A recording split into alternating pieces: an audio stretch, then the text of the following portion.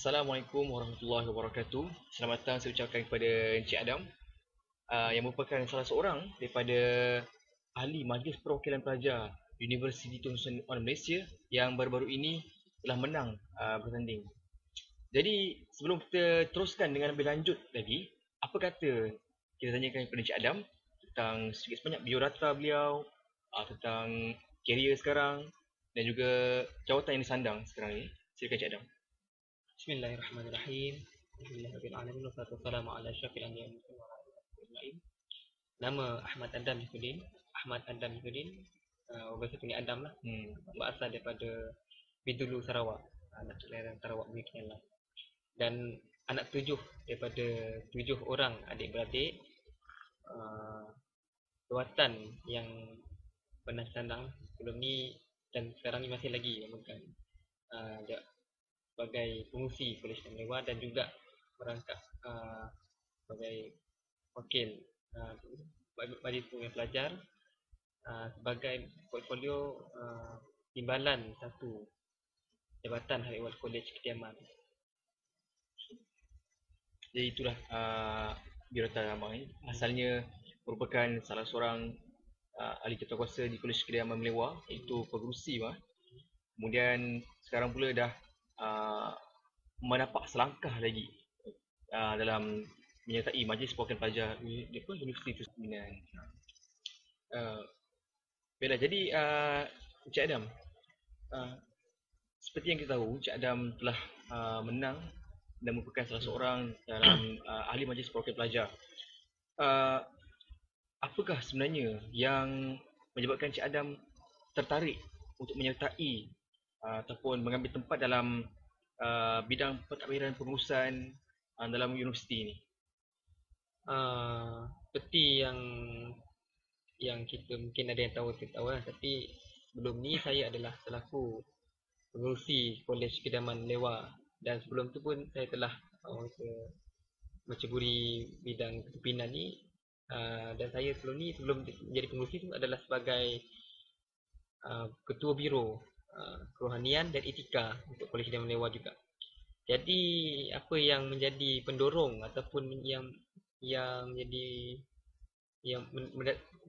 yang mendatangkan minat saya untuk masuk bertanding sebagai calon adalah kita lihat pada hari ini pelajar-pelajar kita dia ada masalah, tapi dia kadang-kadang dia sama ada tidak mampu ataupun dia tak nak kehadapan untuk menceritakan masalahnya. Jadi dari situ saya merasa terpanggil untuk kita orang yang Allah berikan kelebihan untuk kita, yang boleh bercakap, yang boleh menyuarakan pandangan. Jadi di situ saya ambil apa yang telah dianugerahkan itu untuk supaya kita boleh membantu pelajar kita ini untuk menyuarakan masalah mereka tentang kebajikan, tentang pelajaran, di mana-mana lah kita boleh bantu, kita bantu. Oh, jadi macam itu. Jadi kiranya motivasi asal ni adalah daripada pandangan abang terhadap pelajar, yang mana pelajar ni mungkin tiada keberanian untuk mengusulkan sesuatu dalam pendapat mereka. Jadi sebab itulah abang dengan kelebihan yang ada, jadi abang menyertai Majlis Perwakilan Pelajar Universiti Tun Sri Malaysia ni. Jadi berapa banyak undian abang dah dapat sebenarnya? Kalau kita tahu semua pelajar total pelajar Universiti Tun Sri Malaysia ni lebih 10,000 saya rasa. Jadi berapa? 9,000 jadi berapa undian banyak? Undian tak berapa ingat, tapi itu 3,500 lebih. 3,500. Tempat ke-7. Itu pun tempat ke-7 lah. Saya kira 3,500 cukup banyak. Kalau nak dibandingkan dengan 9,000 kan, 1/3 universiti mengundi abang. Jadi macam mana perasaan abang bila abang dah dapat undian 3,500, dah dapat tempat ke-7, maksudnya mengambil tempat dalam Majlis Perwakilan Pelajar.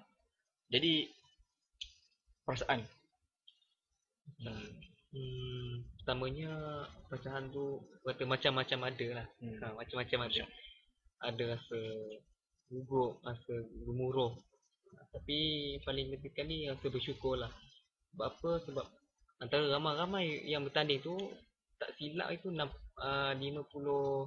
56 tu 59 orang yang bertanding. 9. Kita 30 orang yang terpilih. Ya Allah berikan amanah untuk kita apa ni, membantu sahabat-sahabat kita, pelajar di Tulisan Malaysia ni. Jadi yang paling penting, yang paling besar sekali rasa bersyukur lah, walaupun ada rasa gugup, rasa agak tertekan lah juga, sebab satu amanah yang besar kan, bila mana kita memegang jawatan sebagai Majlis Perwakilan Pelajar ni. Tapi rasa bersyukur lah, dan rasa ingin untuk berbakti tu lebih termotivasi. Itulah kita lihat bukan senang nak jadi ataupun nak memegang jawatan dalam Majlis Perwakilan Pelajar, sebab tanggungjawab yang diberikan oleh pihak perusahaan pentadbiran Universiti Tulisan Malaysia ini kepada pelajar-pelajar memang amat berat, terutama lagi kepada contohnya kepada abang yang memang memegang jawatan dalam Majlis Perwakilan Pelajar ini. Jadi sepanjang waktu permulaan ataupun waktu permulaan dalam abang menyertai mengambil tempat dalam Majlis Perwakilan Pelajar ini, apakah fokus ataupun matlamat utama sebenarnya? Ataupun misi, visi dan sebagainya? Seperti yang telah saya nyatakan dalam manifesto saya, ada 5 manifesto yang saya tekankan, dan kebanyakannya menyentuh berkaitan tentang soal kebajikan oleh pelajar di kolej-kolej nyaman. Sebab itulah kita lihat pada pengalaman saya pun banyak berkisah tentang pelajar di kolej nyaman. Jadi cuma yang paling penting sekali saya nak bawa kebajikan. Kita nak meningkatkan kebajikan pelajar-pelajar di UTHM ni. Bukan kita kata pada hari ini pelajar tertindas, tapi kita nak satu daripada baik kita nak kepada satu peringkat yang lebih baik lagi. Yang lebih baik.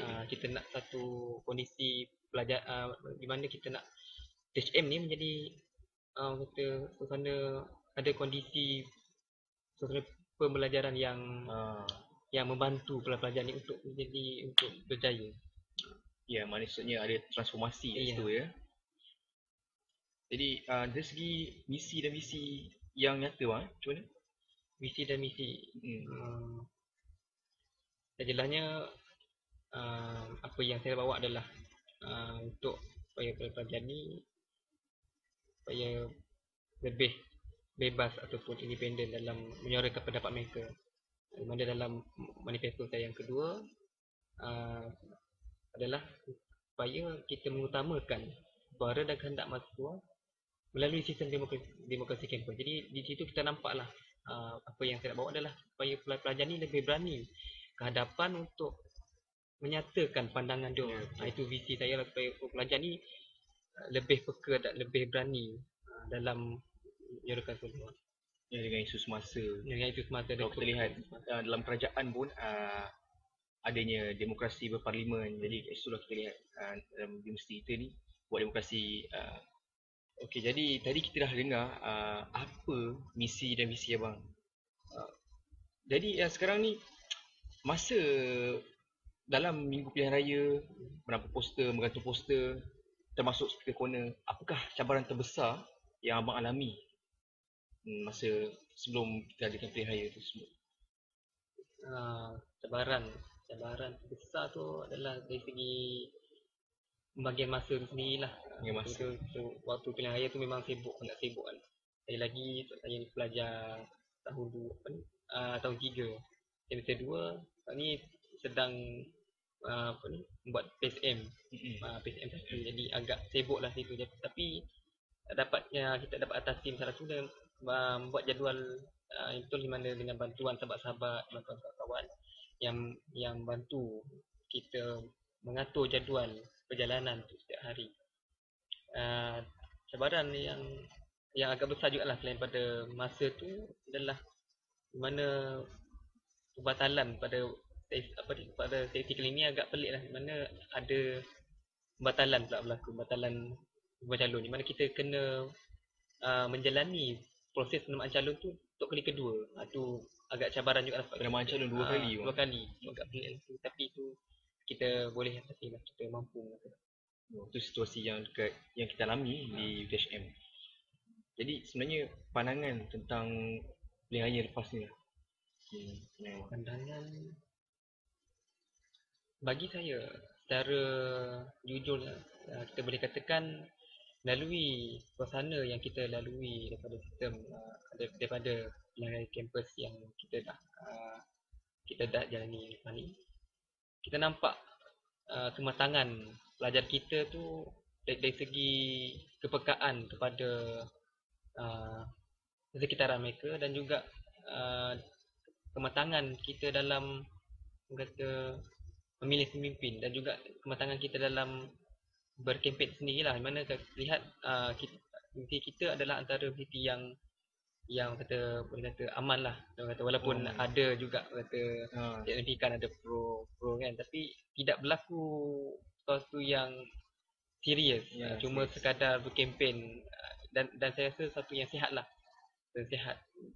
Dan kita tengok daripada pelajar sendiri, dia lebih peka. Kalau dulu mungkin tidak mendapat sambutan hangat daripada pelajar, tapi untuk kali ini terlihat lebih ramai pelajar yang turun untuk melihat siapa dia bakal calon pimpinan semasa speaker corner tu saya ingat.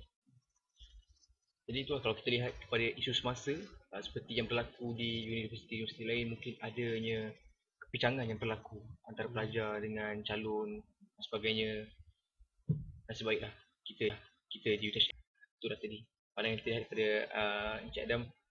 Jadi saya ucapkan berbanyak-banyak terima kasih atas kerjasama Encik Adam pada petang ini bersama saya dalam sesi interview petang ini. Jadi saya ucapkan terima kasih. Assalamualaikum warahmatullahi wabarakatuh.